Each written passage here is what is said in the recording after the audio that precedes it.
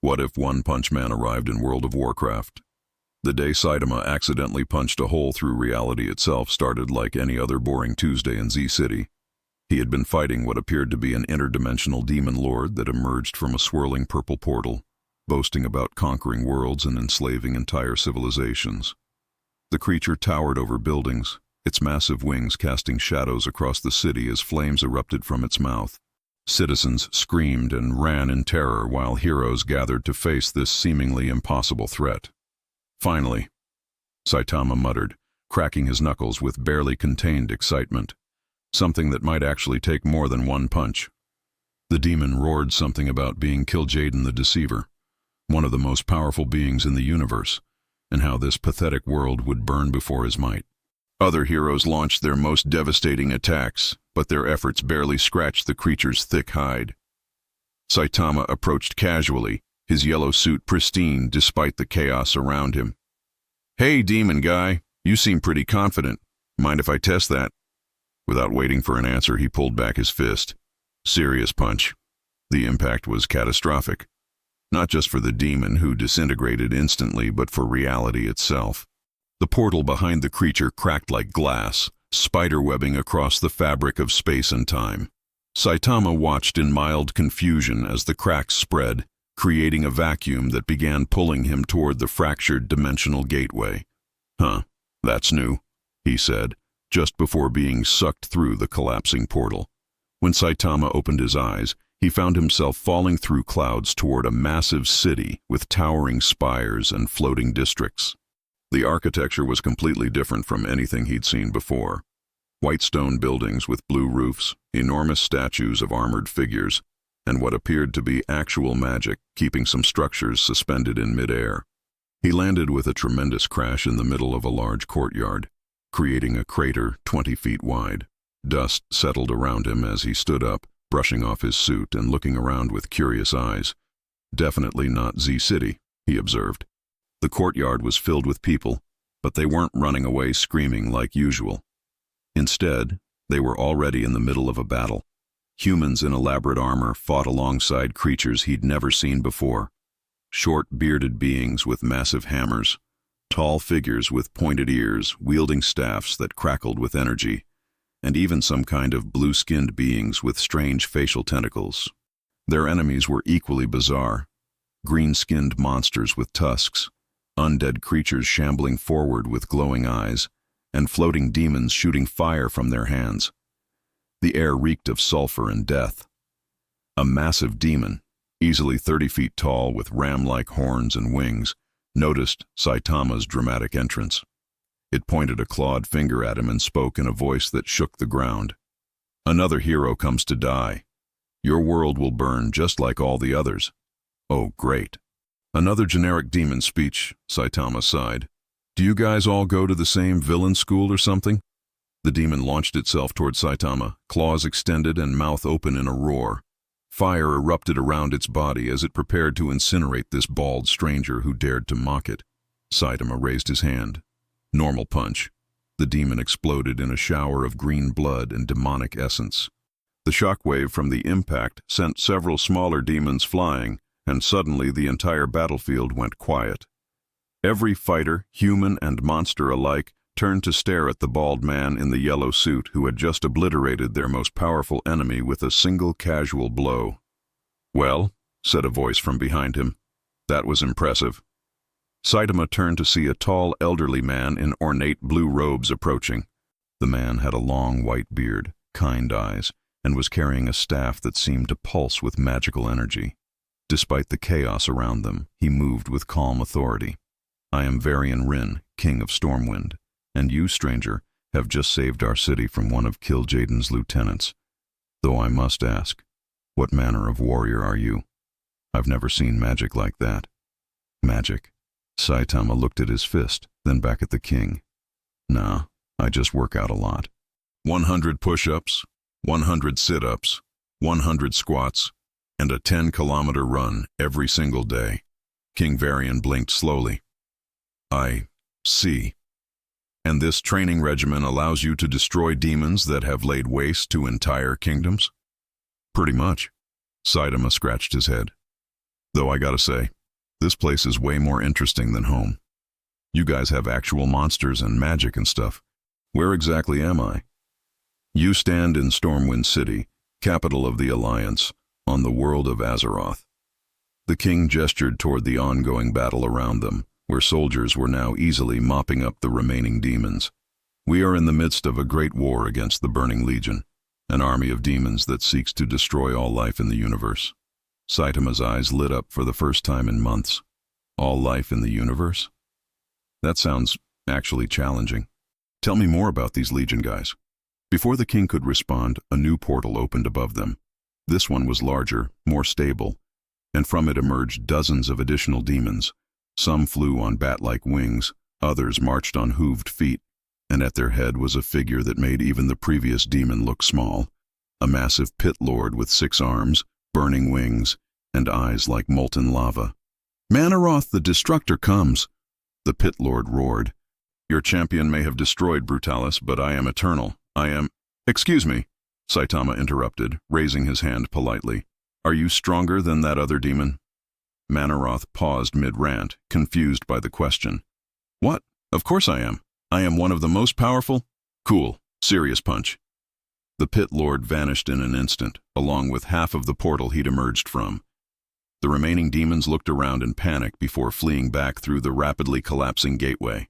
King Varian stared at Saitama with something approaching awe. "In 30 years of warfare, I have never seen anything like that. Manaroth has been one of our greatest enemies, responsible for corrupting entire races and destroying countless worlds. He seemed pretty weak to me," Saitama said honestly. "Though I guess that's better than the usual monsters back home. They don't even try to give dramatic speeches anymore." "Perhaps," the king said slowly, "the light has finally sent us the champion we need to end this war once and for all." Saitama looked around at the grateful faces of the soldiers and civilians who had witnessed his casual destruction of their greatest enemies. For the first time in years, people were looking at him not with fear or indifference, but with genuine hope and appreciation. "You know what?" he said, a small smile crossing his face. "Maybe I'll stick around for a while. This place seems like it might actually be fun." 3 days had passed since Saitama's arrival in Stormwind, and word of the mysterious bald hero had already spread throughout the Alliance territories. King Varian had offered him the finest quarters in the castle, but Saitama had politely declined, instead choosing to stay at a modest inn in the trade district, where he could observe the daily life of this strange new world. The morning sun streamed through the windows of the Pig and Whistle Tavern as Saitama sat at a wooden table, staring disappointedly at what the locals called a hearty breakfast. The portions were massive by his standards, enough food to feed 3 people, but it was all medieval fare. Thick bread, aged cheese, roasted meat, and ale. "No ramen," he muttered sadly. "Not even instant noodles." "Pardon me. Are you the one they're calling the one-punch champion?" Saitama looked up to see a night elf approaching his table. She was tall and graceful, with long green hair and glowing silver eyes. Her leather armor was practical but elegant, and she carried a massive bow on her back with arrows that seemed to shimmer with magical energy. "Just Saitama," he replied. "And you are?" "Tyrande Whisperwind, High Priestess of Elune and leader of the Night Elves." She sat across from him without invitation. "I've come to speak with you about a matter of great importance." Saitama took a bite of bread. "Let me guess. More demons?" "Not exactly." Tyrande's expression grew serious. "Tell me, what do you know of the undead? Back home? Pretty boring. They usually just shamble around moaning until I punch them." He paused. "Though I did fight this one zombie that could regenerate infinitely. That was mildly interesting for about 10 seconds. Tyrande leaned forward. "The undead of Azeroth are different. They are led by the Lich King, a being of immense power who commands not dozens or hundreds, but millions of the walking dead. His scourge spreads like a plague across the northern continent of Northrend." "Millions?" For the first time since arriving, Saitama looked genuinely intrigued. "That's actually a lot, even for me. King Varian believes you might be our key to ending the Lich King's reign of terror. But I wanted to meet you first, to understand what manner of being you truly are." Her silver eyes studied him carefully. Your power feels wrong. Not evil, but unnatural. As if the very fabric of reality bends around you. Saitama shrugged. I just trained really hard. Broke my limiter, I guess. Before Tyrande could respond, a commotion erupted outside. Shouts of alarm echoed through the streets, followed by the sound of clashing steel and inhuman roars. The tavern's patrons immediately began grabbing weapons and rushing toward the exits. "Scourge attack!" someone yelled. "They're coming up from the canals!" Saitama stood up, his breakfast forgotten. "Perfect timing. Want to see how I handle large numbers?" They rushed outside to find chaos in the streets. Hundreds of skeletal warriors, flesh-eating ghouls, and floating wraiths were pouring out of the city's waterways. The undead moved with coordinated precision, not the mindless shambling Saitama was used to. At their head marched death knights in dark armor, their rune-covered blades crackling with necromantic energy. "Citizens to safety," Tyrande commanded, her voice carrying with supernatural authority. "Guards, form defensive lines." The Alliance soldiers responded quickly, but it was clear they were outnumbered at least 3-1. Worse, these weren't random undead. They were organized, strategic, and led by intelligent commanders who understood tactics. One of the Death Knights, a towering figure in spiked plate armor, pointed his glowing blade at Saitama. "You, the one who destroyed our Legion allies. Lord Arthas has taken notice of your interference. He offers you one chance to join the Scourge willingly, or be raised as his servant after death." "Arthas?" Saitama tilted his head. "Is he like the undead boss?" "He is the Lich King, master of death itself, commander of—" "Yeah, okay. Consecutive normal punches." Saitama moved like a yellow blur through the ranks of undead. His fists struck with mechanical precision. One punch per enemy, no wasted motion, no unnecessary force. Skeletons exploded into bone fragments, ghouls disintegrated mid-leap, and wraiths dissipated like morning mist. But something unexpected happened. As he destroyed each undead creature, more seemed to take their place. Not reinforcements, actual replacements. The bone fragments reassembled, the dissipated wraiths reformed, and even the completely obliterated ghouls began pulling themselves back together. "Interesting," Saitama said, pausing mid-fight. "They regenerate. That's new." The Death Knight laughed, a sound like grinding tombstones. "The Scourge is eternal, fool. We cannot truly die while the Lich King lives. You can destroy us 1,000 times, but we will always return." 1,000 times? Saitama's eyes lit up with the first genuine excitement he'd felt in months. "Really? Because most monsters back home only regenerated maybe 10 or 20 times before giving up." He turned to Tyrande, who was efficiently picking off undead with precise arrow shots. "Hey, elf lady, is this normal for them?" "Unfortunately, yes," she called back while knocking another arrow. "The Lich King's power allows him to continuously raise fallen enemies. It's why the Scourge has been nearly impossible to defeat in direct confrontation." "Finally!" Saitama cracked his knuckles. "A proper workout!" What followed was unlike any battle Stormwind had ever witnessed. Saitama began systematically destroying every undead creature in sight, then waiting for them to regenerate before destroying them again. And again. And again. The Death Knight's confidence began to waver as he watched his armies being obliterated for the 15th consecutive time. "This is impossible. No mortal has such stamina." "You're right," Saitama agreed cheerfully, barely breathing hard despite having thrown thousands of punches. "I'm not really mortal anymore. Haven't been since I broke my limiter." He grabbed the Death Knight by the helmet and lifted him off the ground. "So here's what's going to happen. You're going to go back to your Lich King and tell him I'm coming to visit. I want to meet someone who can command millions of these regenerating guys." You would dare challenge Lord Arthas directly, in the heart of his frozen citadel, surrounded by his most powerful servants?" Saitama's expression grew deadly serious. "I would dare challenge him because for the first time in 3 years, someone might actually give me a real fight. Don't disappoint me." He released the Death Knight, who immediately began retreating with his remaining forces. As the undead fled back into the canals, the citizens of Stormwind emerged from their hiding places to cheer for their savior. Tyrande approached Saitama with something approaching reverence. I have never seen such power, such endurance. You fought for hours without tiring, destroyed thousands of enemies without breaking a sweat. It was pretty fun, Saitama admitted. Though I'm curious about this Lich King. Think he'll actually be strong enough to take more than one punch? If the legends are true, Arthas merged with the spirit of Ner'zhul and became something beyond death itself. His power comes not just from his own strength, but from the collective will of every soul under his command. Saitama nodded thoughtfully. Sounds promising. How do I get to Northrend? Before Tyrande could answer, a new voice interrupted them. That won't be necessary just yet, young hero.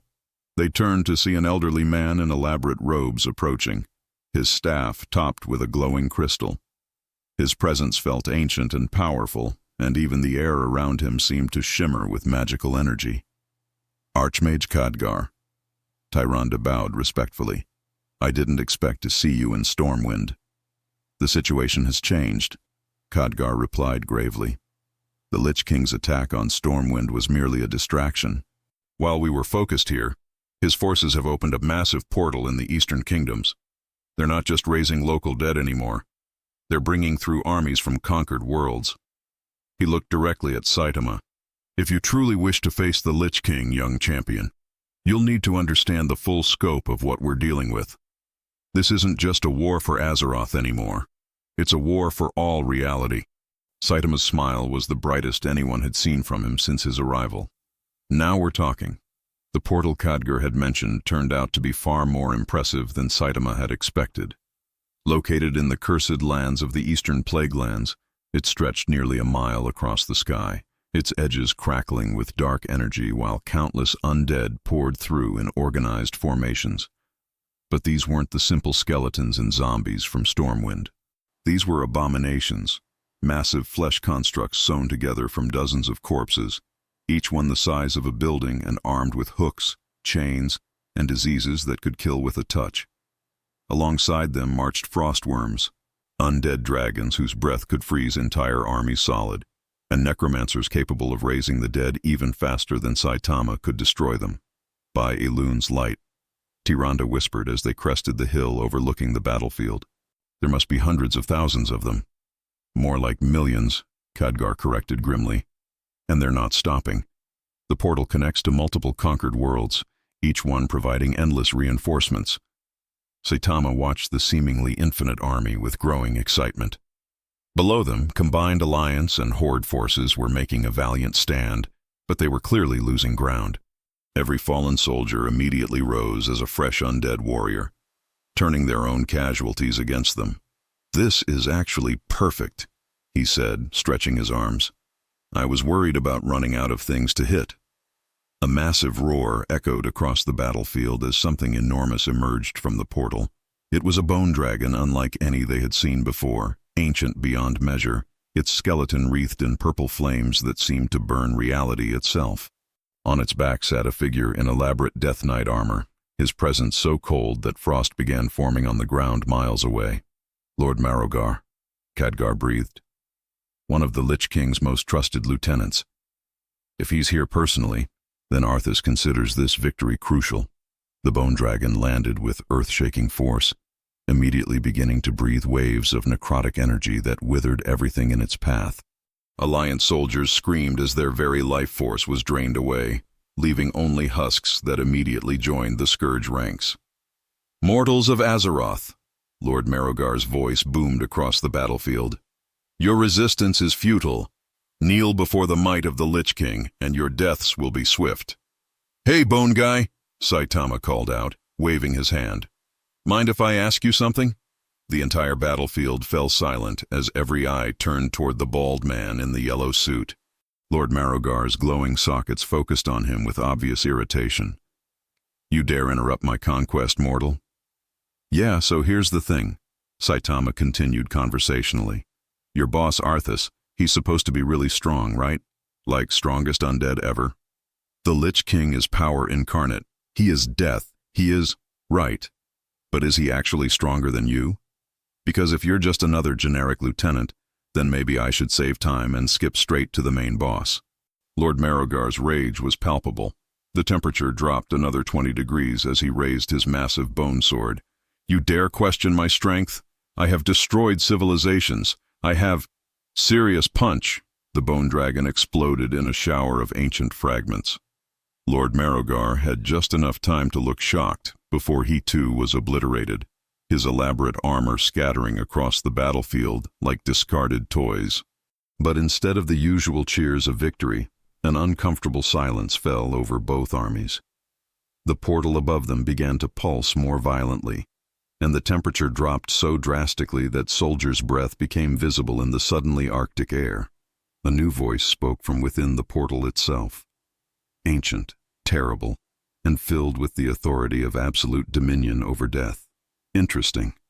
Very interesting indeed. From the swirling darkness stepped a figure that made every previous enemy seem trivial by comparison. Arthas Menethil, the Lich King himself, emerged in full regalia. His plate armor was a masterwork of dark craftsmanship, covered in runes that seemed to burn with cold fire. Frostmourne, his legendary blade, hummed with the souls of thousands of heroes who had fallen before it. But most striking were his eyes, no longer human, but glowing with the blue fire of absolute undeath. They fixed on Saitama with something approaching curiosity. "So, you are the anomaly that has been disrupting my plans." Arthas descended from the portal, each step leaving patches of permanent frost on the ground.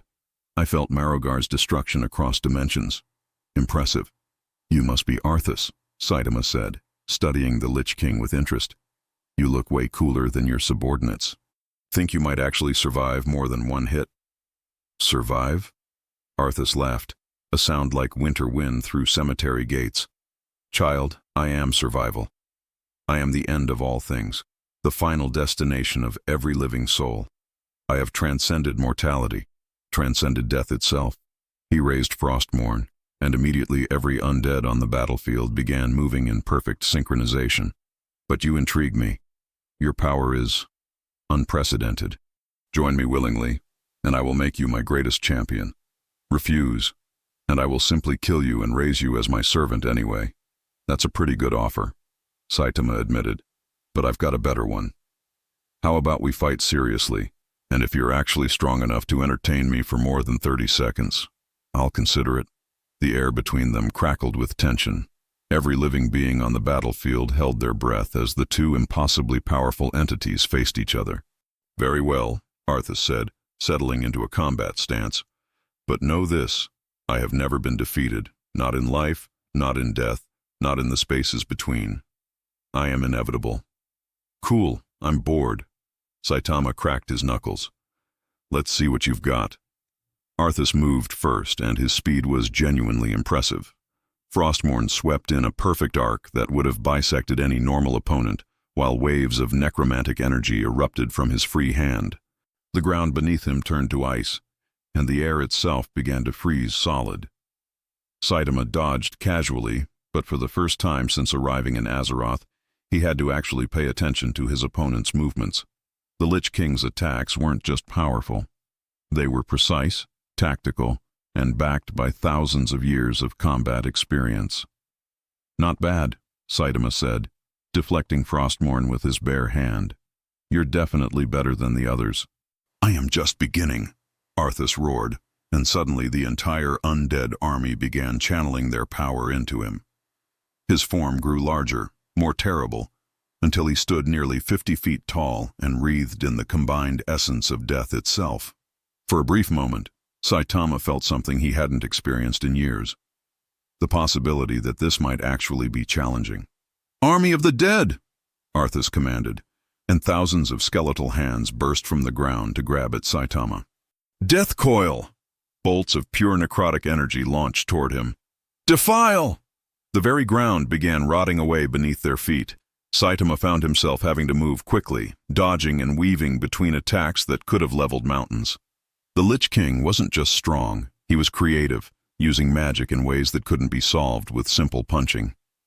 "This is actually fun," Saitama grinned as he leaped over a massive wave of undead. "You know what? I think you've earned a serious punch." He pulled back his fist, and for the first time, put real effort behind the motion. The impact created a shockwave that shattered the portal above them and sent every undead creature within miles flying backward. When the dust settled, Arthas was still standing. Damaged, his armor cracked and his massive form reduced back to normal size, but still standing, and still smiling. "Magnificent," he gasped, dark ichor dripping from his wounds. I felt that blow in my very soul. "You are indeed worthy of my attention." Saitama stared in genuine amazement.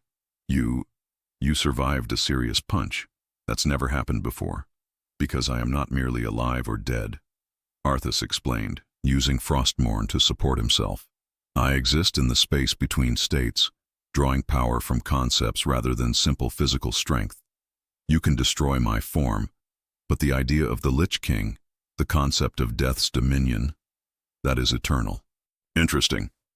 Saitama's expression grew thoughtful. "So you're saying there might be enemies here that can't be beaten with just punching?" "Oh, young champion," Arthas chuckled despite his wounds. "You have no idea what awaits you in this universe.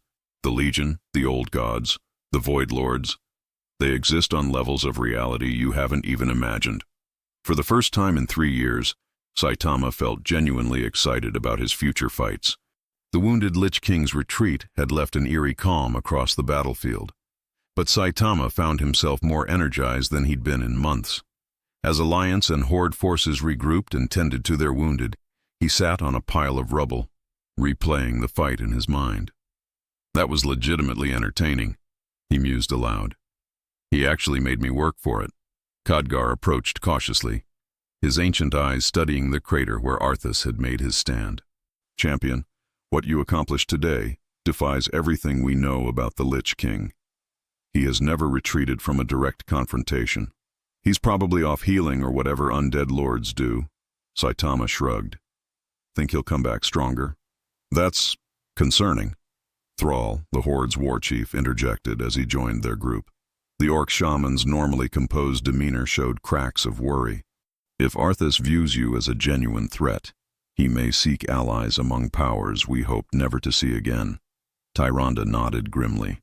"The Lich King has connections to entities that exist beyond our reality.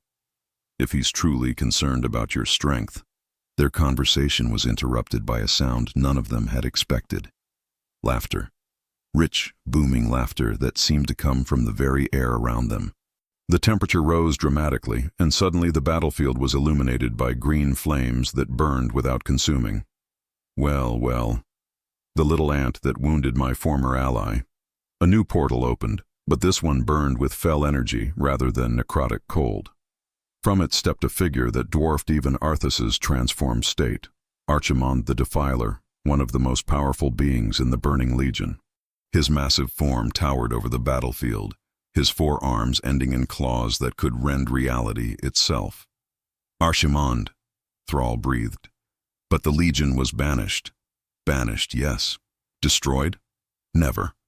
The massive demon lord's eyes fixed on Saitama with predatory interest. "The Lich King sent word across the cosmos. A mortal who poses a threat to cosmic entities. Naturally, I had to see for myself." Saitama looked up at the demon with mild interest.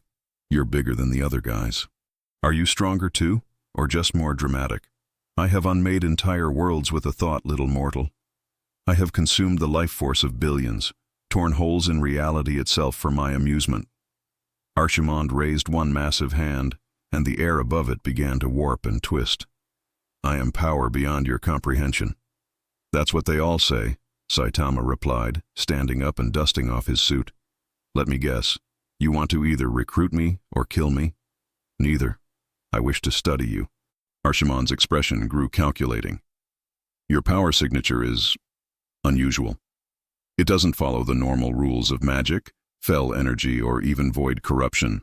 You're an anomaly that shouldn't exist." He gestured, and suddenly the battlefield around them began to change. The ground rose and shifted, creating a massive arena while the remaining soldiers were teleported to safety. "I propose a wager. Anomaly. Face me in single combat. If you win, I'll answer any questions you have about the cosmic forces of this universe. If I win, I get to dissect your essence and learn how you broke the fundamental laws of reality." Finally, Saitama grinned. Someone who's actually upfront about wanting to fight. Archimonde began the battle immediately, launching a barrage of fell energy that could have vaporized continents. Each blast was precisely controlled, designed not just to destroy, but to analyze how his opponent would respond. When Saitama casually deflected them with his bare hands, the demon's expression shifted to genuine fascination. Extraordinary. The energy simply ceases to exist when it contacts you. Not absorbed, not redirected, annihilated at the conceptual level. Yeah, I get that a lot, Saitama said, launching himself toward the massive demon. Normal punch. The impact sent Archimonde staggering backward, but unlike his lesser servants, the demon lord remained standing. Green ichor flowed from a massive dent in his chest, but he was already beginning to regenerate. Acceptable damage, Archimonde analyzed clinically, but I am sustained by the collective hatred and suffering of countless worlds. Physical trauma alone cannot... He was cut off as Saitama appeared directly in front of his face, having somehow covered the distance instantaneously. Consecutive normal punches. What followed was a demonstration of systematic precision. Saitama's fists struck with mechanical regularity, each impact calculated to cause maximum disruption to the demon's form. Archimonde tried to retreat, to teleport, to phase between dimensions, but somehow the bald human matched every movement perfectly. Impossible!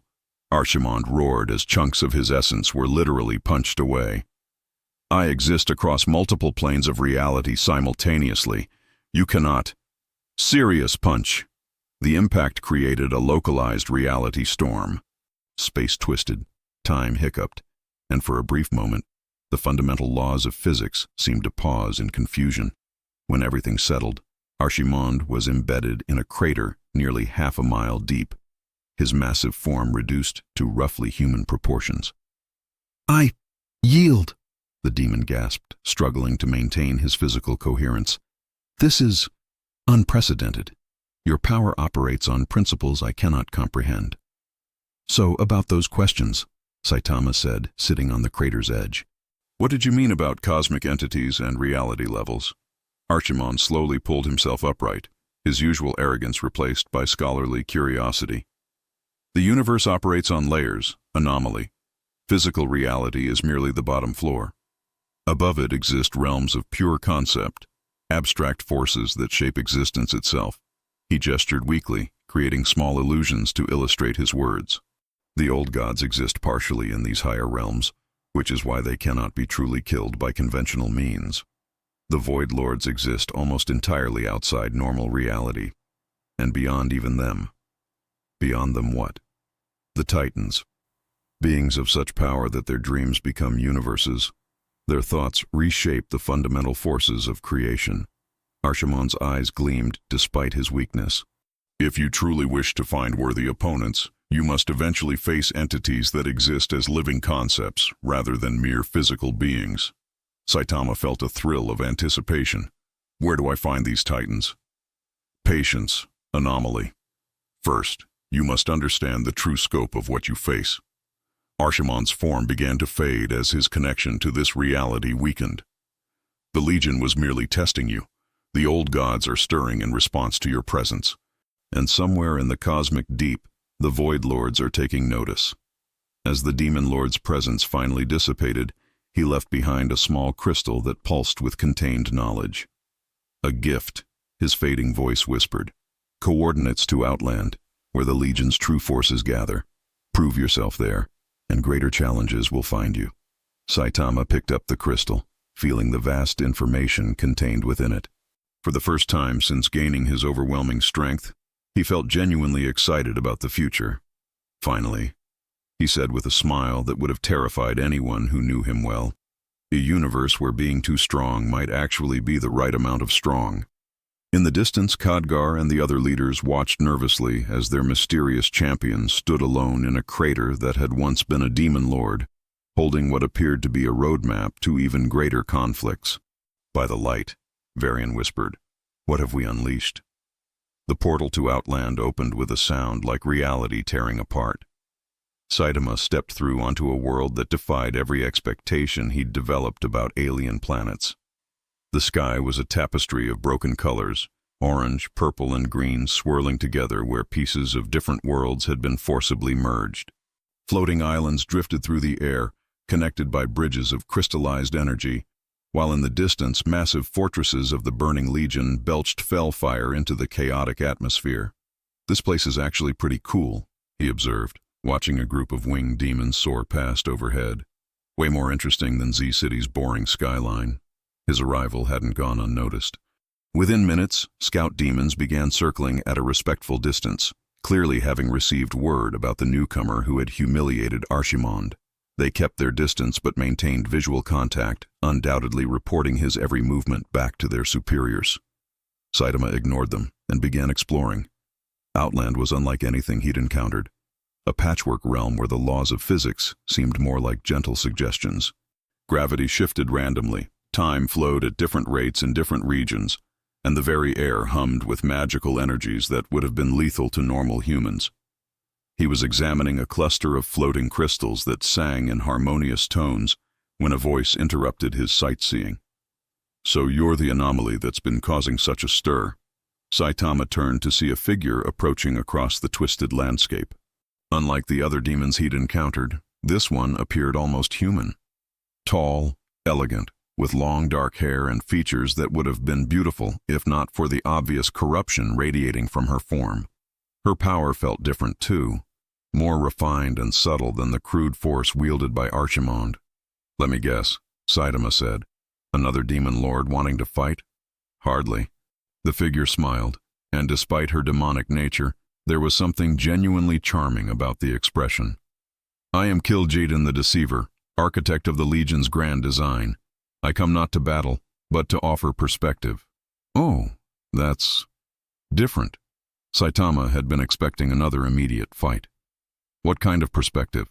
Kil'jaeden gestured to the chaotic realm around them. "Tell me, Anomaly, do you know how this world came to be? Some kind of explosion?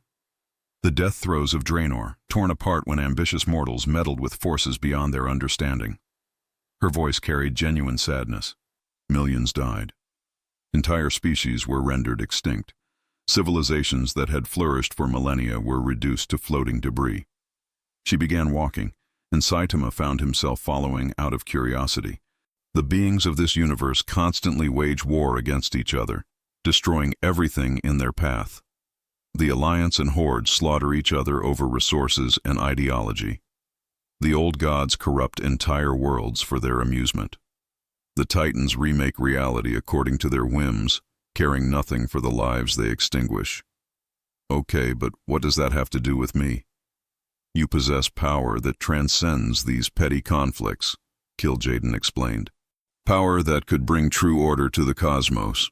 Join the Legion willingly, and together we could end the cycle of destruction that has plagued this universe for eons." Saitama considered this as they walked through a garden of crystallized souls, the remains of Draenor's population, preserved in eternal torment. "That's actually a pretty reasonable argument. But I've got one question. Ask. If you guys are trying to bring order and end suffering, why do you keep invading worlds and turning everyone into demons?" Kil'jaeden's expression didn't change, but something cold flickered in her eyes. "Because mortals are inherently chaotic. They must be refined to achieve their true potential." "Right." Saitama stopped walking. "So your idea of ending suffering is to cause a lot more suffering first. Temporary pain for eternal peace." "Yeah, that's what all the villains say." Saitama cracked his knuckles. "Thanks for the tour, but I think I'll pass on the whole join the evil army thing." The air around Kil'jaeden began to shimmer with barely contained power. "I had hoped you would be reasonable. Archimond assured me that you possessed intelligence to match your strength." "I am being reasonable. You're the one planning to enslave the universe." Saitama settled into a casual fighting stance. "But hey, if you want to try convincing me with violence instead of words, that works too." What happened next was unlike any of Saitama's previous battles in this universe. Kil'jaeden didn't launch massive energy attacks or try to overpower him with brute force. Instead, she began a careful, methodical assault that tested every aspect of his abilities. Reality bent around her as she struck, her attacks coming from impossible angles through folded space. She manipulated time itself, forcing Saitama to experience the same moment multiple times while attacking him from different temporal positions. Most insidiously, she began targeting his mind directly, attempting to rewrite his memories and motivations. "Fascinating," she murmured as her mental assault failed completely. "Your consciousness exists in a state of perfect clarity. No desires to exploit, no fears to manipulate, no regrets to weaponize." "I just want to find good fights," Saitama replied, dodging a strike that came from 17 different dimensions simultaneously. "Everything else is kind of secondary. And what will you do when you've found all the good fights? When nothing in existence can challenge you anymore?" The question hit harder than any of her attacks. Saitama had been so excited about discovering worthy opponents that he hadn't considered the inevitable conclusion. Eventually, he would defeat everyone and everything, leaving him right back where he started. His momentary distraction was all Kil'jaeden needed. She struck with a blow that carried the concentrated suffering of every world the Legion had conquered, channeling emotions and experiences that should have shattered any mortal mind. The attack passed through Saitama without effect. "Impossible," Kil'jaeden breathed. "That contained the accumulated despair of billions of souls." "Yeah, but I'm already pretty depressed about being too strong," Saitama said matter-of-factly. "Adding more sadness doesn't really change anything." He moved forward with sudden purpose. Serious punch. The impact sent shockwaves across multiple dimensions. Kil'jaeden's carefully constructed defenses, layers of reality manipulation, temporal barriers, and conceptual shields, crumbled like paper. She was launched backward across the broken landscape, leaving a trail of shattered space in her wake. When she finally came to rest against a floating mountain, her elegant form was cracked and bleeding otherworldly energies. You truly are an anomaly," she gasped. "I attacked your very essence with the power of Legion itself, and you barely noticed." "It wasn't that bad," Saitama said, approaching her position. "Way more creative than the other guys. But you made one mistake." "What mistake?" "You assumed I'd be bothered by the idea of eventually running out of challenges." Saitama's expression grew thoughtful. "But honestly, even if I do fight everyone and everything eventually, at least I'll have fun doing it. That's better than being bored forever." Kil'jaeden stared at him with something approaching wonder. You've accepted the fundamental meaninglessness of infinite power. Most beings would be driven mad by such a realization." "Maybe I was already a little mad." Saitama shrugged. "Anyway, thanks for the philosophical discussion. It's nice to meet villains who actually think about their motivations." As Kil'jaeden's form began to fade, banished back to the deeper realms of the Legion, she spoke one final warning. "The old gods have been watching this entire exchange anomaly. They care nothing for physical power or philosophical debates. They will try to corrupt the very concept of what you are." "Looking forward to it," Saitama replied cheerfully. Alone again on the broken world of Outland, he looked up at the chaotic sky and smiled. For the first time in years, he felt like he was exactly where he belonged. The whispers started 3 days after Kil'jaeden's defeat. At first, Saitama thought they were just the usual ambient sounds of Outland's twisted landscape. The wind through broken crystals, the distant roars of demons, the crackling of unstable magical energies. But gradually, he realized the sounds were forming words, speaking directly into his mind in languages he shouldn't understand, but somehow did. "Come deeper, champion of simplicity. Come where the truth of existence waits. Join us in the spaces between thoughts, where power has meaning beyond mere force. You seek worthy opponents, but have you considered worthy questions?" Instead of being disturbed by the mental intrusion, Saitama found himself genuinely curious. These voices felt different from the demons and undead he'd faced. Older, more patient, and strangely philosophical rather than immediately hostile. Following the whispers led him to a part of Outland he hadn't seen before, where the landscape took on an unsettling organic quality. The ground pulsed with a rhythm like a massive heartbeat, and strange tentacles emerged from fissures in the rock, watching him with eyes that held intelligence beyond mortal comprehension. "Finally," said a voice that seemed to come from the earth itself, "the anomaly arrives." The ground before Saitama split open, revealing not a cavern but something far stranger, a space that existed partially outside normal reality, where geometry followed rules that hurt to contemplate. From this impossible architecture emerged a being that defied easy description. It was massive yet somehow also intimate, ancient yet constantly changing, beautiful and terrifying in equal measure.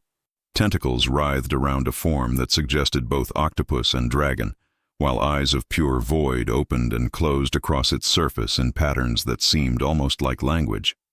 I am Sithun, voice of the old gods, and I have been waiting to meet you with great anticipation. Cool, Saitama said, remarkably unperturbed by the entity's reality-bending presence. Are you here to fight me, corrupt me, or ask me to join something? Cthulhu's laugh was like the sound of stars being born and dying simultaneously. None of those, peculiar one. I wish to understand you. In eons of existence, I have never encountered a being whose very presence creates such philosophical complications. How so? Observe.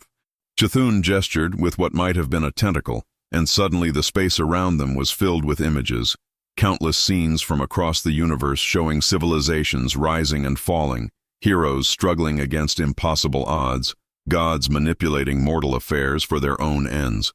Throughout existence, meaning comes from struggle. The weak strive to become strong, the strong strive to overcome stronger challenges, and from this eternal conflict emerges purpose, growth, evolution.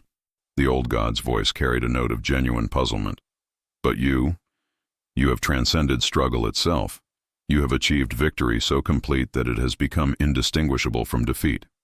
Saitama watched the cosmic slideshow with interest. Yeah, that's pretty much my problem. Everything's too easy. Precisely, and this creates a paradox that fascinates me. Cthulhu's form shifted, becoming more comprehensible as if adjusting itself to make communication easier. Power without purpose is meaningless. Purpose without challenge is hollow. You exist in a state that should be impossible. Ultimate strength paired with genuine humility, infinite capability bound to simple desires. I just want good fights and decent ramen, Saitama agreed. Doesn't seem that complicated. But it is complicated. Cthulhu's excitement was palpable, reality rippling around them as the entity's emotions affected local space-time. You represent the end result of every heroic journey, the final victory, the ultimate achievement. Yet instead of satisfaction, you experience emptiness. Instead of pride, you feel, what would you call it? Bored. Really, really bored. Exactly. And this presents a question that has been troubling me for centuries. What happens after happily ever after? The conversation was unlike anything Saitama had experienced. Instead of trying to manipulate or convert him, Cthulhu seemed genuinely interested in exploring the philosophical implications of his existence. They discussed the nature of meaning, the relationship between power and satisfaction, and the strange irony that achieving ultimate strength had cost him the one thing that made strength valuable: worthy opponents. Most beings who reach the pinnacle of power become tyrants, Cthulhu mused. They impose their will upon reality itself, reshaping existence to match their desires. The Titans do this on a cosmic scale, creating order through domination. Yet you punch things and go home. Well, yeah, what else would I do? That's what makes you so fascinating. You possess the power to remake the universe according to your whims, yet you use it only in service of your original simple goal, to be a hero who fights strong enemies. Cthulhu's form rippled with what might have been appreciation. In all my eons of corrupting heroes, breaking their will, and turning their strength against them, I have never met one who was already broken in such a perfect way. I'm not broken, Saitama protested mildly. I'm just overpowered for my setting. Are you? Cthulhu leaned forward and suddenly the space around them expanded to show the vast cosmic hierarchy of the Warcraft universe. Consider this. Perhaps you weren't transported here by accident. Perhaps the universe itself called you here because it needed someone who could stand outside the normal rules. The old god gestured to the swirling images around them. The Titans impose order through force. The Void Lords seek to unmake everything. The old gods corrupt and twist reality to serve their purposes. All of us are bound by our nature, compelled to act according to our cosmic roles. But you exist outside those roles. You could be a hero or a villain, a creator or destroyer, a force of order or chaos. Yet you choose to be none of these things. You choose to remain simply yourself. Saitama found himself actually thinking seriously about Sethun's words. So, what are you suggesting? That perhaps your true purpose here isn't to fight stronger enemies, but to serve as a stabilizing force.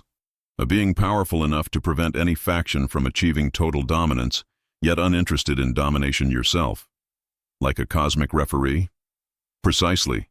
Someone who can keep the eternal game playing without ending it. Sethun's enthusiasm was infectious. Consider how much more interesting this universe has become since your arrival.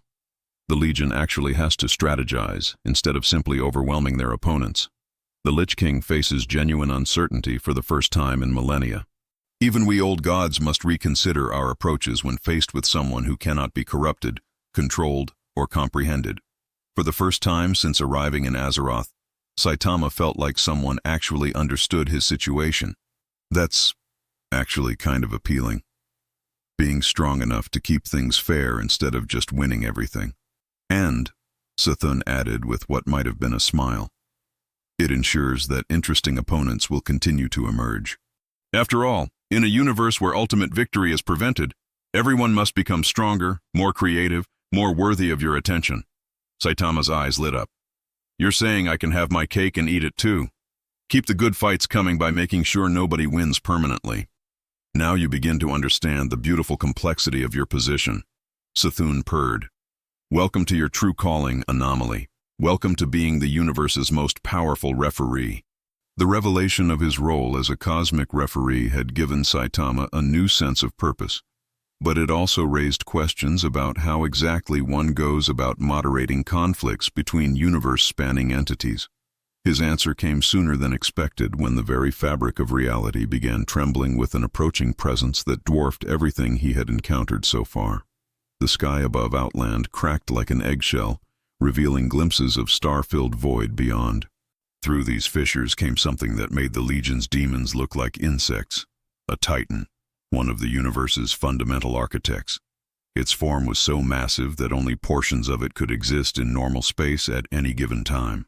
What Saitama could see appeared to be a humanoid figure composed of living constellation, its body stretching across light years while somehow fitting into the localized reality around them.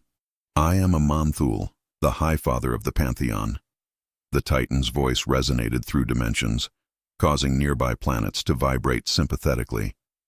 I have come to address the anomaly that threatens the cosmic order. Oh, hey there. Saitama called up at the portion of the being that was currently visible. You're really big. Are you here about the whole referee thing?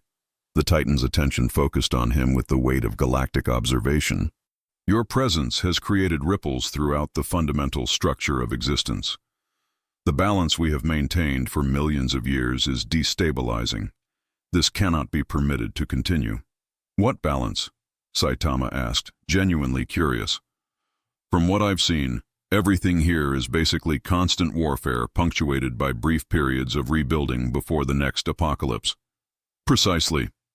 Amanthul's form shifted, creating localized space-time distortions as he adjusted his manifestation. Order and chaos, creation and destruction, life and death, all exist in calculated equilibrium. Each force serves to check the others, preventing any single element from achieving total dominance. The Titan gestured, and suddenly the space around them filled with a vast, three-dimensional map of cosmic forces, lines of energy connecting stars, planets, and abstract concepts in an intricate web of cause and effect. The old gods corrupt, driving civilizations to evolve stronger defenses. The Legion destroys, ensuring that no single species becomes too dominant. The undead represent death's claim on life, while heroes arise to represent life's resistance to death. All of this serves the greater pattern. Okay, but that sounds pretty miserable for everyone involved, Saitama pointed out. Constant war, suffering, and death just to maintain some abstract balance? The alternative is stagnation, Amanthul replied firmly. Without challenge, beings cease to grow. Without conflict, strength atrophies. Without death, life loses meaning. We Titans learned this truth eons ago when we first began shaping worlds. The cosmic map zoomed in to show specific examples. Civilizations that had achieved perfect peace and subsequently collapsed into decadence. Species that had eliminated all challenges and lost the will to continue existing. Entire galaxies that had fallen into entropy when their inhabitants stopped striving for anything greater than comfort. "So you're saying suffering is necessary," Saitama said, his tone growing colder. "That you deliberately maintain systems that cause pain and death because you think it's good for people." "Not good. Necessary." The Titan's voice carried absolute certainty. "We do not enjoy this responsibility, but we accept it because the alternative is universal extinction through stagnation." "And where do I fit into this cosmic torture program?" "You don't." Aman'Thul's attention intensified, and Saitama could feel the weight of eons-old wisdom examining him. "You exist outside our carefully maintained equilibrium. Your power operates without the checks and balances that govern all other forces. Worse, your very presence inspires others to transcend their assigned roles." The Titan showed him images of recent events.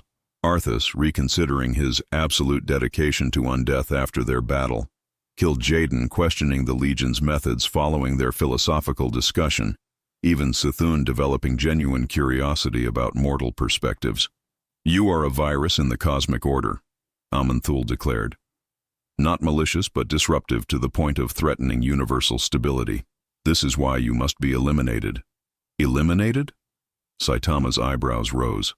"That's a first. Usually people want to recruit me or corrupt me. Nobody's ever just straight up said they want to delete me for being too disruptive." "Nothing personal," the Titan assured him. "You seem like a decent enough being. But the needs of trillions outweigh the desires of one individual, no matter how powerful." Aman'Thul raised one hand, and reality began rewriting itself around the gesture. This wasn't an attack in any conventional sense. The Titan was attempting to edit Saitama out of existence itself, to make it so he had never been. For a moment, Saitama felt the strangest sensation of his life, the universe trying to forget him. His memories began to fade, his impact on events started unraveling, and his very concept of self grew fuzzy around the edges. Then his innate stubborn nature kicked in. "Nope," he said firmly, and somehow his simple refusal to be erased was enough to stabilize his existence. "I like existing, thank you very much." Aman'Thul stared in shock as his reality editing abilities failed completely. "Impossible. I am rewriting existence at the fundamental level. Nothing should be able to resist that degree of conceptual alteration. Maybe your system isn't as perfect as you think," Saitama suggested. "I mean, if one guy showing up can threaten to break the whole thing, it was probably pretty fragile to begin with." The Titan's form rippled with something approaching uncertainty. "The cosmic order has maintained stability for billions of years. It cannot be wrong." "Can't it?" Saitama launched himself upward, his speed allowing him to reach the Titan's manifestation despite the massive scale difference. "What if instead of trying to control everything, you just let things happen naturally? Natural development leads to chaos. Or maybe it leads to something better than your artificial balance." Saitama pulled back his fist. Serious punch. The impact struck Aman'Thul at the conceptual level, not just damaging his physical manifestation, but challenging the very ideas that formed his identity. For the first time in eons, the High Father of the Pantheon experienced doubt about the cosmic order he had helped create. You made me question the fundamental principles of existence," he gasped, his form wavering as philosophical uncertainty undermined his stability. "How is that possible?" "Because maybe absolute certainty about how the universe should work is just another kind of weakness," Saitama replied. "At least the old gods and demons admit they might be wrong about stuff. You guys built your entire identity around being right about everything." As Aman'Thul's manifestation began to fade, banished not by force but by the introduction of doubt into a mind that had known only certainty, he spoke a final warning. If the cosmic order truly is flawed, then what you have unleashed cannot be contained. Change will spread throughout all reality." "Good," Saitama said simply. "Maybe it's time for some changes around here." Alone again in the fractured space above Outland, Saitama realized that his role as cosmic referee was going to be more complicated than he had initially thought. It wasn't enough to just prevent any one faction from winning. He was going to have to challenge the fundamental assumptions that kept this universe locked in eternal conflict.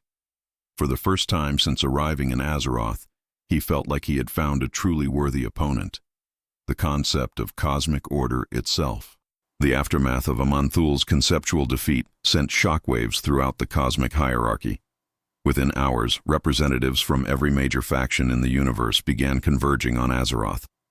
Not to fight Saitama, they had learned that much, but to understand what his victory over a Titan meant for the established order of existence. Saitama found himself in the unusual position of hosting what amounted to an interdimensional peace conference in the ruins of Stormwind's throne room. King Varian had graciously offered the space after Saitama explained that he needed somewhere to meet with a few cosmic entities to discuss universe management issues. The attendees made for an eclectic gathering. Arthas sat stiffly in his ornate armor, frost still radiating from his presence, but his usual arrogance replaced by thoughtful contemplation. Kil'jaeden manifested in a more humanoid form, her expression curious rather than hostile.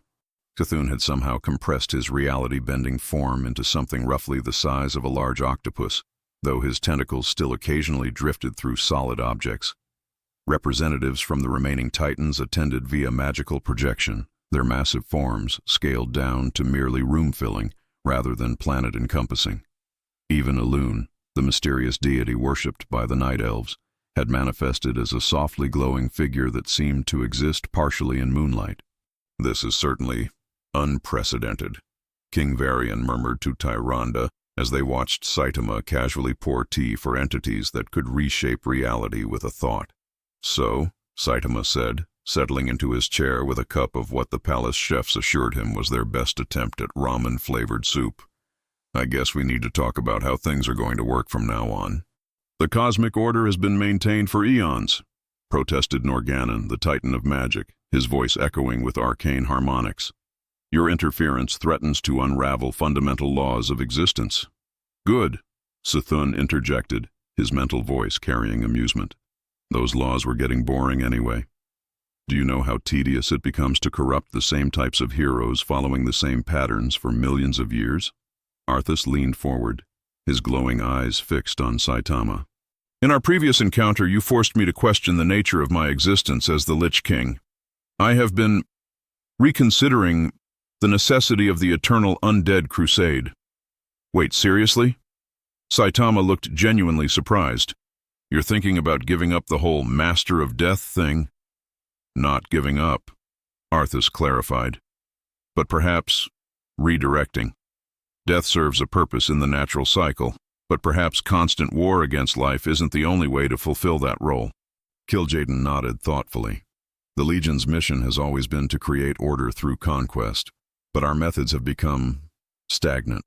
Perhaps there are more effective approaches to preventing universal chaos." "This is madness!" Agrimar, the Titan of War, slammed his ethereal fist on the table, causing minor earthquakes throughout the city.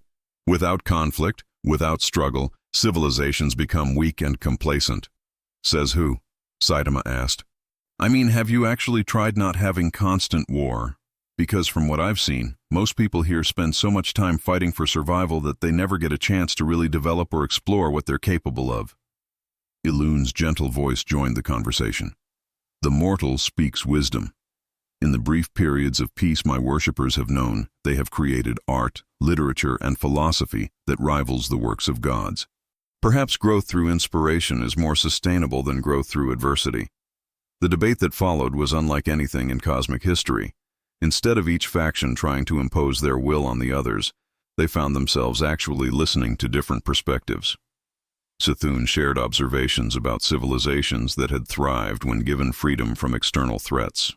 Arthas discussed the psychological toll of eternal conflict on both the living and the dead. The Titans reluctantly admitted that their rigid order might have stifled as much development as it had promoted. "But how do we maintain progress without challenge?" Norgannon asked. "Every successful civilization in history has been forged through overcoming adversity." "Maybe," Saitama suggested, "instead of artificially creating adversity, You could focus on creating opportunities for people to challenge themselves voluntarily. Sports leagues instead of wars. Exploration instead of conquest.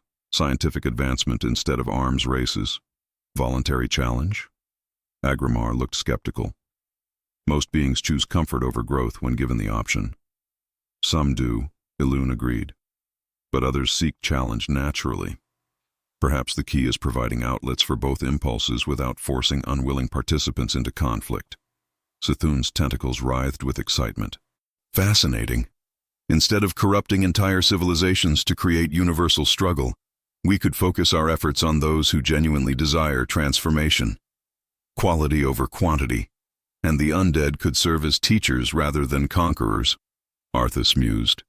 Death's perspective on existence offers valuable wisdom for the living, if shared willingly, rather than forced through conquest.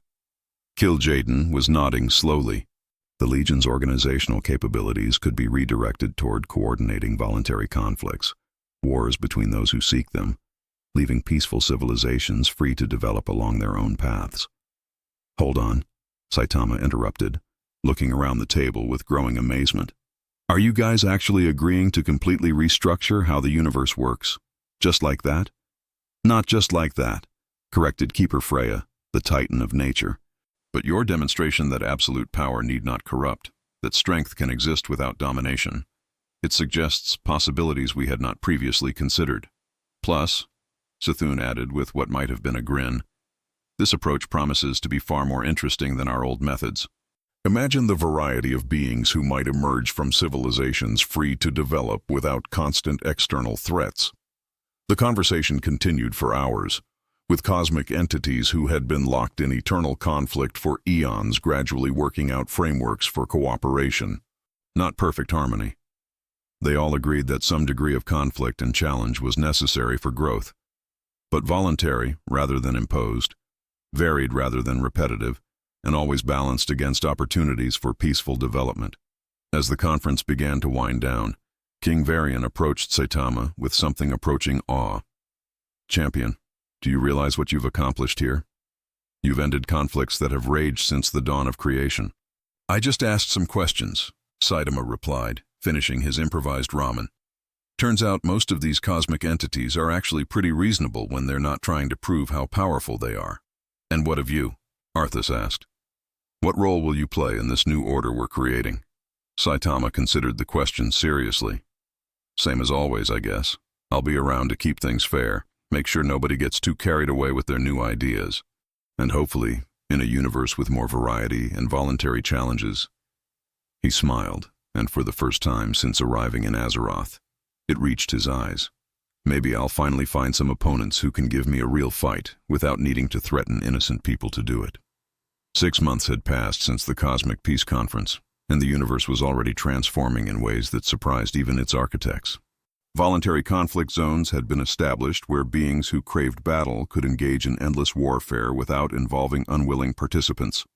The Legion had restructured into an interstellar organization service, helping civilizations that wanted protection or advancement while leaving peaceful worlds completely alone.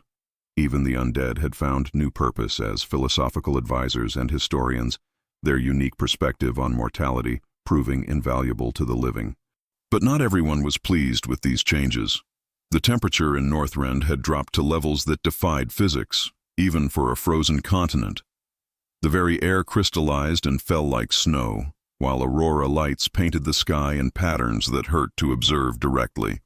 At the heart of this supernatural blizzard sat Ice-Crowned Citadel, but it was no longer the fortress Arthas had built. It had been transformed into something far more magnificent and terrible. A crystalline spire that seemed to extend infinitely upward into dimensions that didn't quite exist. This was no longer just the throne of the Lich King. This was the seat of something that made Arthas look like a novice playing with forces beyond his comprehension. Saitama arrived via his usual method, jumping really high and landing really hard. The impact crater he created in the Citadel's courtyard was immediately filled with ice that reformed into elaborate sculptures depicting scenes of cosmic order and inevitable dominion. Impressive entrance as always. The voice came from everywhere and nowhere, carrying harmonics that suggested vast intelligence and equally vast frustration. From the crystalline walls emerged a figure that was recognizably Arthas, but transformed beyond his previous incarnation. His armor now appeared to be carved from living ice that contained trapped starlight, and Frostmourne had become something closer to a crystallized concept than a mere weapon. "Hey, Arthas," Saitama said, looking around at the transformed citadel. "Nice redecorating. Very sparkly. Though I thought you were giving up the whole eternal war thing." "I was," Arthas replied, his voice carrying layers of meaning that suggested multiple entities speaking through the same form. "Until I was contacted by beings who helped me understand the true scope of what your interference has unleashed." The air around them began to shift, and Saitama found himself looking at representations of realities beyond normal perception. These weren't physical places or even magical dimensions. They were conceptual spaces where abstract forces took on quasi-physical form. "The Void Lords," Arthas explained, gesturing to shadows that moved independently of any light source. "Entities that exist in the spaces between realities, in the gaps where existence transitions into non-existence. They have been watching your reforms with great interest." "Let me guess," Saitama said, settling into a fighting stance. "They don't approve of cosmic entities learning to get along?" "Oh, they approve immensely," Arthas smiled, but it was no longer his smile. "A universe at peace is a universe vulnerable to influence from outside. Your new order has eliminated the conflicts that previously kept reality stable and defended against external intrusion." The implications hit Saitama like a physical blow. In encouraging cooperation between cosmic forces, he had inadvertently removed the defensive tensions that had protected this universe from far more alien threats. "The Void Lords offer power beyond comprehension," Arthas continued, his form beginning to shift into something that existed partially outside normal space. "They wish to reward your achievement in weakening reality's defenses by granting you a position as herald of their arrival." "Herald, huh?" Saitama cracked his knuckles. "What exactly would that involve?" "Simple. When they arrive to transform this universe into a reflection of their realm, you would serve as their champion, ensuring that no resistance could meaningfully oppose them. In exchange, they offer you conflicts that would make our previous battles seem like gentle sparring matches." For a moment, Saitama actually considered the offer. The promise of truly challenging fights was everything he had been seeking since arriving in this universe. But something about the whole proposal felt wrong in a way he couldn't quite articulate. "These Void Lords," he said slowly. "What happens to everyone else when they show up?" "They would be transformed," Arthas replied, "elevated beyond their current limitations, freed from the constraints of physical existence, merged into a grander design that spans multiple realities." "Transformed into what?" "Into extensions of the Void Lord's will. Perfect order, perfect harmony, perfect unity of purpose." Saitama's expression grew cold. "So, everyone becomes a puppet. Everyone becomes part of something greater than themselves, without choosing to. Choice is an illusion that leads to chaos." The argument felt familiar, but worse than his previous encounters with cosmic entities trying to impose their vision of order. At least the Titans and demons had been working within this universe's existing framework. The Void Lords represented something external, alien, and fundamentally hostile to any form of existence that wasn't them. "You know what?" Saitama said, his voice carrying a finality that made reality itself pause. "I think I'll pass on the whole herald thing." Arthas's transformed features twisted with what might have been disappointment or relief. "I hoped you would say that. The Void Lord's gifts come with obligations that I find myself regretting." "Can you break free from their influence?" "Not alone. Their power operates on levels beyond individual resistance. But perhaps—" Arthas raised Frostmourne, and for the first time since their initial battle, Saitama sensed genuine challenge in the gesture. Perhaps if someone were to demonstrate that their so-called invincible power could be overcome. The fight that followed was unlike anything Saitama had experienced in either universe. Arthas, empowered by Void Lord energy, didn't just attack with physical force or even conventional magic. He assaulted the very concepts that defined Saitama's existence, trying to rewrite him at the level of fundamental meaning. Reality became fluid around them as their battle expanded beyond physical space, into the abstract realms where ideas took on weight and force. Saitama found himself fighting not just against Arthas, but against the concept of inevitable entropy, the idea that all resistance was futile, and the notion that individual will was meaningless in the face of cosmic design. Serious series, serious consecutive punches. Saitama's assault targeted not just Arthas's form, but the Void Lord influence itself, striking at the connections that bound the Lich King to powers beyond reality. Each impact created tears in the conceptual framework the Void Lords had built around their champion. With every blow, more of Arthas's original personality reasserted itself, until finally the alien influence shattered completely. Impossible, whispered voices from beyond the veil of existence. Our power cannot be overcome by mere physical force. It's not just physical force, Saitama replied, somehow addressing entities that existed in dimensions he couldn't perceive. It's the idea that people should be free to choose their own paths, even if those paths are difficult or imperfect. The Void Lord's presence recoiled as if burned. This universe will fall to entropy without our guidance. Maybe. Or maybe it'll surprise you by finding its own way forward. Saitama's smile was visible across multiple dimensions. Either way, that's their choice to make. As the alien influence retreated to whatever realm it originated from, Arthas collapsed to his knees, finally free but also exhausted by the ordeal of breaking free from cosmic domination. The threat isn't over, he warned. The Void Lords will seek other champions, other ways to influence this universe. Then we'll deal with them when they show up, Saitama replied. But at least now we know that even powers from outside reality aren't invincible. Looking around at the slowly normalizing citadel, Saitama realized that his role as cosmic referee was going to be more ongoing than he had initially thought. But for the first time since gaining his overwhelming strength, that prospect didn't fill him with despair. After all, a universe that could surprise him with new challenges was exactly what he had been hoping to find. 2 years had passed since the Void Lord's failed invasion attempt, and the universe had settled into something unprecedented in its history: dynamic stability. Not the rigid order the Titans had imposed, nor the chaotic destruction the old gods had promoted, but a living balance that adapted and evolved as needed. Saitama sat in his favorite spot atop Stormwind's tallest spire, watching the sunset paint the sky in colors that had never existed before the cosmic restructuring. The city below bustled with activity from dozens of species who had once been locked in eternal warfare but now worked together on projects that ranged from practical to purely artistic. In the harbor, undead shipwrights collaborated with living engineers to design vessels capable of traveling between dimensions. The Death Knight's unique perspective on structural integrity, combined with mortal innovation, had produced ships that could survive the transition between realities, opening up trade routes with universes that had previously been completely inaccessible. A familiar presence materialized beside him as Sithun projected a humanoid avatar onto the tower.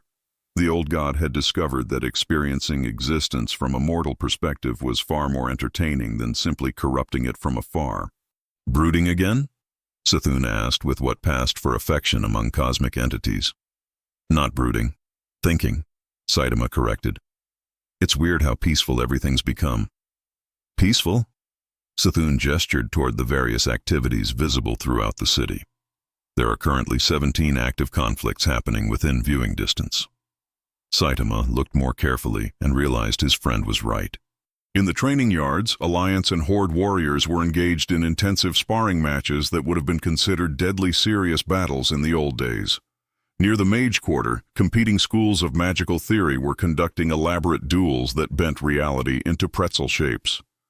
Even the harbor showed signs of conflict as different merchant guilds raced to see who could load their interdimensional cargo ships fastest. "Those aren't really conflicts, though," Saitama observed. "They're more like competitions." "Exactly." Sithun's enthusiasm was palpable. "Voluntary challenge, consensual struggle, chosen adversity. All the benefits of conflict with none of the unwilling suffering. It's brilliant. And surprisingly entertaining," added another voice as Kil'jaeden materialized on Saitama's other side. The former Legion commander had adapted to peaceful existence by becoming what could only be described as a cosmic entertainment coordinator. organizing galaxy-spanning competitions and challenges for beings who craved worthy opponents. "The tournament next week should be particularly interesting," she continued. "We've got Death Knights competing against paladins in philosophical debate, while teams of demons and angels race to see who can create the most beautiful art installations." "Angels?" Saitama raised an eyebrow. "When did we get angels?" "Last month." Apparently word of our reformed universe spread to some heavenly realms that had been isolating themselves for eons. They sent representatives to see if our approach to voluntary conflict might work for their eternal struggle against demonic forces. Sithun nodded approvingly. "The exchange program has been fascinating. Turns out most angels and demons were just as bored with eternal warfare as everyone else. Give them creative outlets for their competitive instincts, and they collaborate beautifully." Their conversation was interrupted by a soft chime that resonated across multiple dimensions. Saitama recognized it as the early warning system they had established to detect incoming cosmic threats. But instead of the harsh alarm that would signal genuine danger, this was the gentle tone that indicated an approaching entity requesting peaceful contact. "Expecting anyone?" he asked his companions. Before they could answer, reality rippled above them and a new presence made itself known. This one felt different from anything they had encountered before, not hostile like the Void Lords, not rigid like the Titans, but carrying a sense of vast age and gentle curiosity. The figure that materialized was humanoid, but clearly not originally from this universe. Her form seemed to be composed of crystallized music, with features that shifted between different species, as if she contained aspects of countless civilizations. When she spoke, her voice carried harmonics that suggested languages from realities Saitama couldn't even imagine. "Greetings, architects of the new paradigm. I am Melodia, speaker for the confluence of peaceful realms. We have been observing your experiment with great interest." "Peaceful realms?" Kil'jaeden looked intrigued. "I wasn't aware there were any universes that had achieved lasting peace." "Oh, there are many," Melodia smiled, and her expression somehow conveyed warmth despite her crystalline features. "But most achieve peace through isolation, withdrawal from all challenge and growth. Your approach, peace through voluntary engagement rather than imposed harmony, is entirely unprecedented." She gestured, and images appeared in the air around them, showing glimpses of other realities. Some were idyllic but static, their inhabitants living in perfect contentment but never striving for anything greater. Others were vibrant but constantly on the edge of collapse, their energy channeled into endless internal conflicts. "We have come to propose something that has never been attempted in cosmic history," Melodia continued.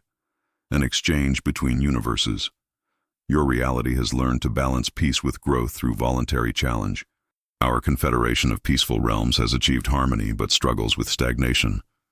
Perhaps we could learn from each other." Saitama found himself leaning forward with genuine interest. "You're talking about inter-universal cultural exchange?" "Precisely. Beings from our realms could visit yours to experience voluntary conflict and creative challenge. In return, your people could visit ours to study different approaches to harmony and cooperation." Sithun's excitement was palpable.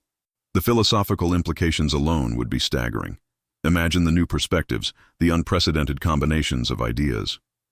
"And," Kil'jaeden added thoughtfully, "it would provide a steady stream of new challenges for those who seek them, without requiring the creation of artificial conflicts."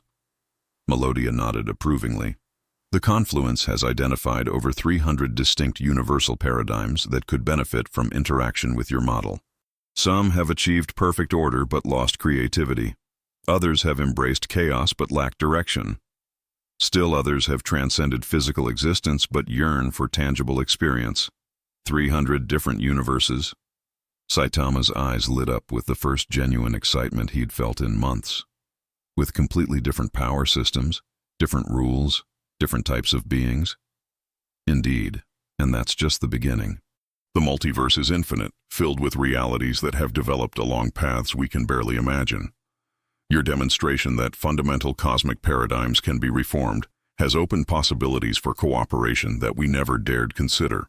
As they discussed the logistics of inter-universal exchange, Saitama realized that his journey from bored superhero to cosmic referee had led to something he had never anticipated.